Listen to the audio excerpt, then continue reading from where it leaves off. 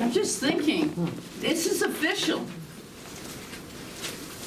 Today, 9 years ago, was our first official service in starting point. Wow. I was just thinking that. We started before somewhere else, but right here, you're right here, was 9 years this first Sunday in November. So that just goes.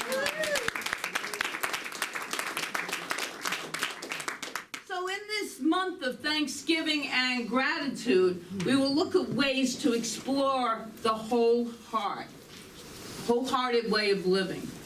And we will look at what it means to live from that place of a whole heart. Wholeheartedness is defined as having a heart that is open, that is full, that is clear, and that is strong. And I think it's important, this is a really important time for us to remember about love and about gratitude, because this is a season we're going to celebrate lots of different holidays, but it's also a season for some that brings up a lot of sadness. There's a lot of and it's a time when the heart can close down, and you know what I mean, and if you don't, you will by the end of the talk, what it means to have it open and what it means to have it closed. And it could happen because we might be in overwhelm. It could happen because there are, like I said, sad memories, whatever they are, that come up this time of year. So each week this month, we're going to take one of the aspects of wholehearted living, wholeheartedness, and today is having an open heart. What that really means to have an open heart. And so I want to begin with a story, and it's a true story. It's a story about a boy named Shea, who was a student at a crush in Brooklyn, New York. And if you don't know what a crush is, it is a Jewish school that caters to learning disabled students.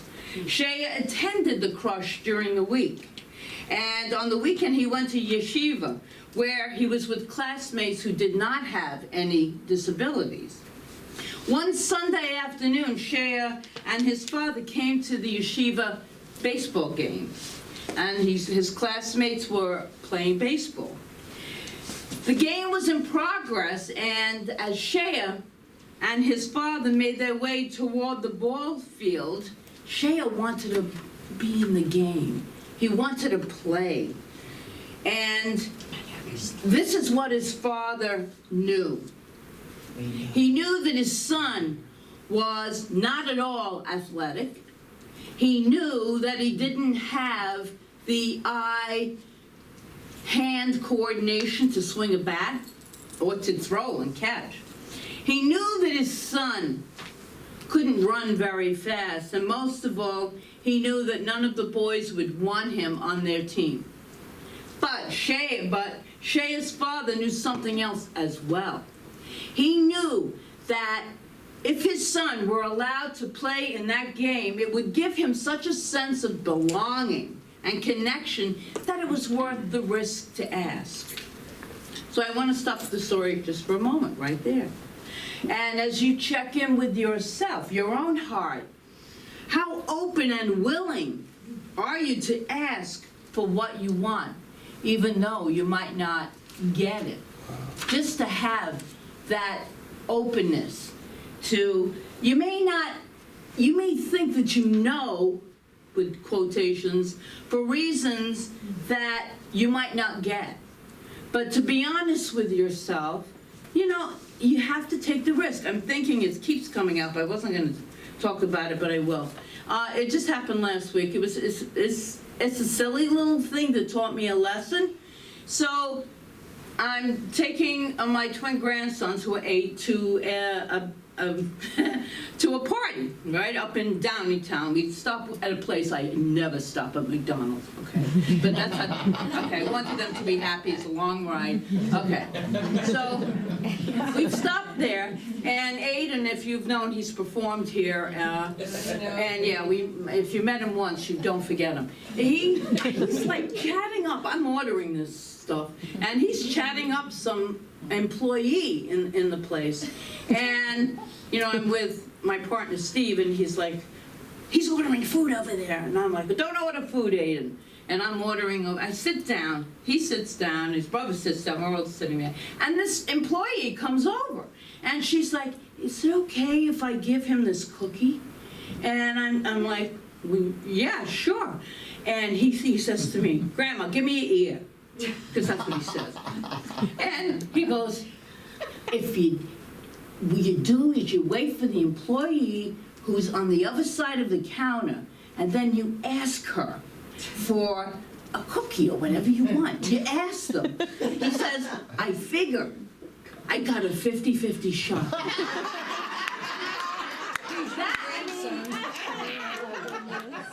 I said to him, good job, because he knows how to play life. If you don't ask, you don't get it. There's a 50% shot you're going to get it. And a 50% shot, and if you don't, oh well. But anyway, let me just say this other thing, getting back to the car. How open and willing is your heart to ask for that thing that you really want, even though you may not get it?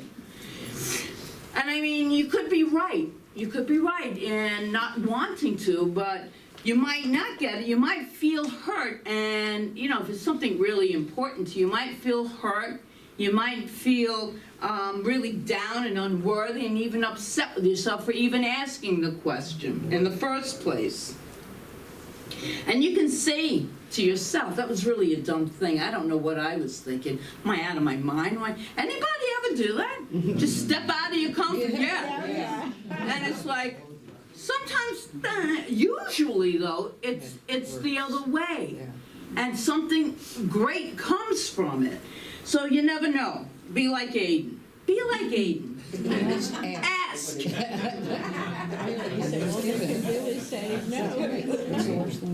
But for now, let's get back to our story with Shea. Okay, this is a true story. And the basketball game in progress. The baseball game in progress. Shea's father approached one of the boys in the field and asked, do you think that my son could get in the game? The boy squirmed a bit, and he looked down at his feet, and he looked all around like somebody to back him up, his teammates, someone, and he wasn't getting any. So he had a moment of choice to either close his heart or open his heart. He wouldn't see it that way, but that's what it was. And in that moment, he chose to open it to a young boy who could add absolutely no value to them winning this game. And he said, we are losing by 6 runs, and the game is already in the 8th inning. I guess he can be on our team, and we'll try to play him on the field in the 9th inning. Shea's father was ecstatic. As Shea smiled broadly, Shea was told to put on a glove and to go out and play short center field. It's now the bottom of the 8th inning, and Shea's team is up in that inning. They score 3 runs, and they're still behind now by 3 runs, but they were getting closer. Now we're at the top of the 9th inning, and the other team goes to bat and scores nothing. So now we're at the bottom of the 9th inning. I know nothing about baseball, so I'm reading this thing. Okay, now we're at the bottom of the 9th inning. It's a good story, though. Shea's team scored again, and that only put them 2 runs behind. 2 of the batters on Shea's team strike out, but the next 3 batters get on base. So now you got bases loaded. Here's the situation. The team has 2 outs, the bases loaded, and so in other words, there's a big potential for winning runs. And everyone is on a base. I guess that's what bases loaded means. And guess who was up next in line to hit the ball? So Shea's father held his breath. Would the team actually let Shea bat at this picture, at this time in the game, with a chance to win right there in front of him? And much to the father's surprise and delight, as well as utter terror, And it's so interesting how we can have the delight and the excitement and the terror all at once in our body. That's what we do as humans, in our emotional field. Shea was told to take the bat and tried to get a hit. Now everyone knew this was all really kind of impossible, because they've seen him warm up and he didn't even know how to hold the bat properly. But as Shea stepped toward the plate, the dynamics, the energy, the tone of the whole entire game changed. The pitcher moved in a few steps toward the home plate. And instead of throwing a curved ball or a slider or any of those different kinds of balls, he lobbed the ball at Shea, who tried to hit it, but he missed. At that, one of Shea's teammates came up behind him and he helped him with the bat. So he's helping him, and he instructed Shea to take the hitting stance, and they waited for the next pitch. The pitcher again took a few more steps forward and tossed the ball softly toward Shea and his teammate. As that pitch came, Shea and his teammate swung, and they hit the ball slightly, and it bounced straight towards the pitcher. But the pitcher picked up the soft ground, and he could have easily have thrown the ball, but he threw it high. So there was no effort whatsoever. Shea would have been out, and the whole game would have been over. But Shea's team who would have lost. The other team would have won, end of story, but he didn't do that. They didn't do that. There was a group energy that was taking place, a shift in consciousness in these children. Instead, the pitcher threw a high arc to the right field, far and beyond the first baseman's reach. And then everybody, Shea's teammates, the boys on the other team, those standing in the stands, were yelling, "Run to first! Run to first!" Never in his life had Shea had to ever run to first. He wasn't even sure what to do. But the first baseman waved him. He waved him on. So when he reached first base, the first baseman motioned for him to continue running to the second base. As that was happening, the right fielder had the ball, so he could easily have thrown the ball to the second baseman, who would have tagged him out. But the right fielder understood what the pitcher was doing. And so he threw that ball high and over his head. And then everybody started yelling, "Shea, run to second, run to second." So Shea he ran towards second base as the runners ahead of him were each coming in, scoring. As Shea reached the second base, he stopped, but the opposing shortstop ran towards him. This is the other team. And turned him towards third base and shouted, "Run to third, run to third." As Shea rounded third, the boys from both teams ran behind him chanting. This is a true story. Shea, run home, run home.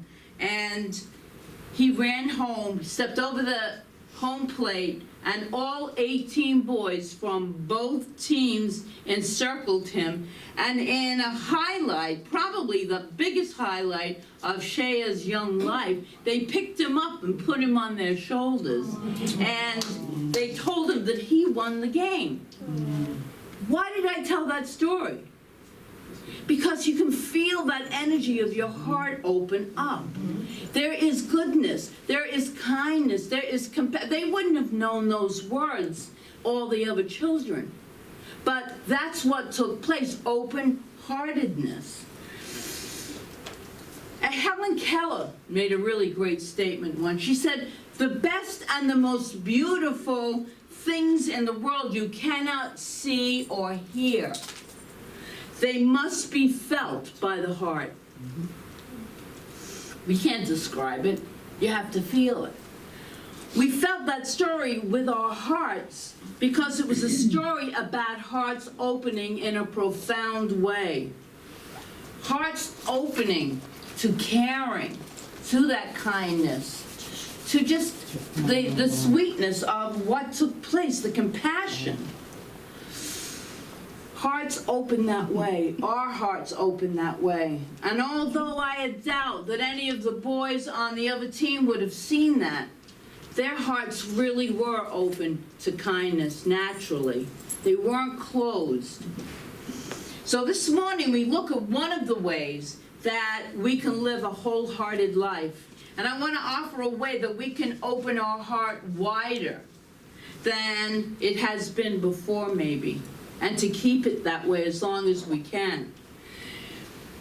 And sometimes our heart wants to close. When we feel threatened, when we feel angry, that's why I never have fights in anger, because two closed hearts can never solve anything. Never. It can't happen. It's a waste of energy. You might feel you're right, but the heart is closed up. And I want to make just one point really this morning about having this open-heartedness, and it's a nuance in a different point that has been made in the past. So we've often been told in order to love someone else, we have to love ourselves first, right? You can't give away what you don't have, and that's true. But we're going to put it in a little different language this morning. We must open our hearts to self-love before we can truly open our hearts to another. But we may spend lots and lots of money learning how to do this with therapists, with practitioners, with ministers, with all kinds of counselors, trying to love ourselves. I mean, I remember, like, for the first 40-something years of my life, I didn't even know what that meant. This heart was closed, and I didn't know it because we're not aware. When our heart is shut down, usually shuts down in childhood to protect ourselves from trauma, from abuse, from all of those things that take place in life. We shut our heart down. So, and then we function in life with a closed heart, not even knowing it, not even really knowing it, but we cannot love fully until that heart is reopened. And it's only reopened when we come to an awareness within our own consciousness.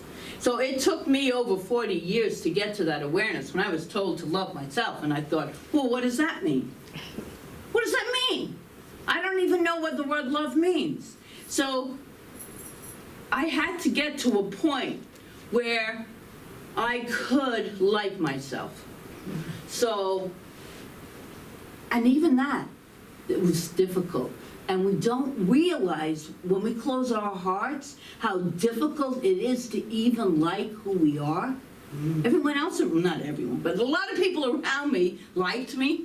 And they go, no, but this and this, but none of that means anything to the person whose heart is closed. So we work on ourselves. So through awareness and through constant introspective work, you start feeling, well, I did. I started feeling a movement in my heart. When I found the spirituality, I started to feel this weird thing in my heart.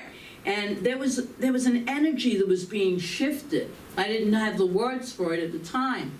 But then as you take it down brick by brick and consciously work at that, then you start to feel, oh, wow, this is an open heart. And so we may try to love ourselves in spite of all this, because something in us, the whole time that we have a closed heart, something in us is pure love. That something in us that is pure love is our divine love. And it's always there. As all the teachings will tell us, all the spiritual teachings will say all the good of God is right where you are. All the abundance, all the prosperity, you might not see it, but it's there. It's the same with love. It is right there all of the time for us, but we have to wake up to it. So here's the subtle difference that I want to make this morning really clear, is that we really don't need to try to love ourselves in spite of all of our shortcomings. Instead, we need to open our hearts to know ourselves as love, just to know we are love. We are pure love, and those who have closed hearts have closed hearts. So, I mean, that's To me, that's a sad way to live life, but that's the way a lot of people live life because they've had to survive that way. The very essence of our worth, our purposefulness, our value, if you will, lies in the spiritual truth that we truly are love. This is a difference, it's a subtle difference, but hugely important from this trying to love ourselves. Just recognizing, I am love. I am love. Joel Goldsmith, great New Thought writer, once wrote this: love does not come to us. Love is within us, and we must open a way for it to escape. It's in there. Like all of the good, the divine, it's our divine nature, which we all have. It's in there. It's the truth of who we are. 13th century mystic, Rumi: your task is not to seek for love, but merely to seek and find all the barriers within yourself that you have built against it. I can really relate to that because that's when you can start removing some of those barriers and just sticking our foot out and getting a little wet and taking those chances, asking for something that we want, that we might not have asked before because we were afraid of rejection. To be able to go out, ask it, get rejected, and get over it, and move on with life because you took the chance. And usually when we take those chances and step out and ask those questions or ask for our good, the universe usually provides it for us. That's been my experience where I didn't know how I was going to get through. And then all of a sudden, this happened. And then that happened. And then this person showed up. And then it's the way Joyful Gathering was built. I had no intention of starting a spiritual center. Something in me did, but my mind part was not. I wasn't I'm going to become a minister and start my own spiritual center. It wasn't that at all. It was a calling from the heart. My heart was finally open enough and just did it. And the universe, God, this divine energy, provided all the necessary people and tools, and even the space. Even though we want to move to another space, the space is still a place that we can all gather together in open-heartedness, because it was formed from open-heartedness. That's the foundation of Joyful Gathering, is from open-heartedness. Holmes, in Living the Science of Mind, writes, God has deposited love at the center of our being, whether we know it or not. A lot of people aren't aware of it. It's there. You have the right and the freedom to look there and to know yourself as love. You have that right. And here's the second part of this, is to, when you have really aligned with that love, is then to join with that which extends and completes your love. Extending it out was the boy who said yes to putting Shea in the game. He extended his love. He extended it out. The boy who helped him make that home run, the whole team, the two teams, they were an extension of that love. From something that was asked if he could be in the game, they allowed him in, and then it was extended and extended, because that's what love does. It extends itself. And they took the action. They took the action by allowing him into the game. So just put yourself in the shoes of those boys who hoisted him upon their shoulders. They were feeling great joy, much more joy than winning a baseball game.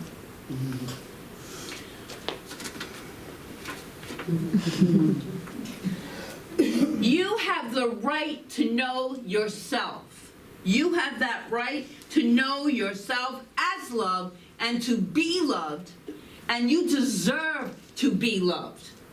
You might not have grown up with that, but it's time for all of us to realize how important it is to love who we are, what we are, and then just to be that love. And it just attracts more love into our lives. Charles Fillmore wrote this in Talks on Truth. We may talk about the wisdom of God, but the love of God must be felt in the heart. It cannot be described. And anyone who has not yet felt it can have no concept of it from the description of others.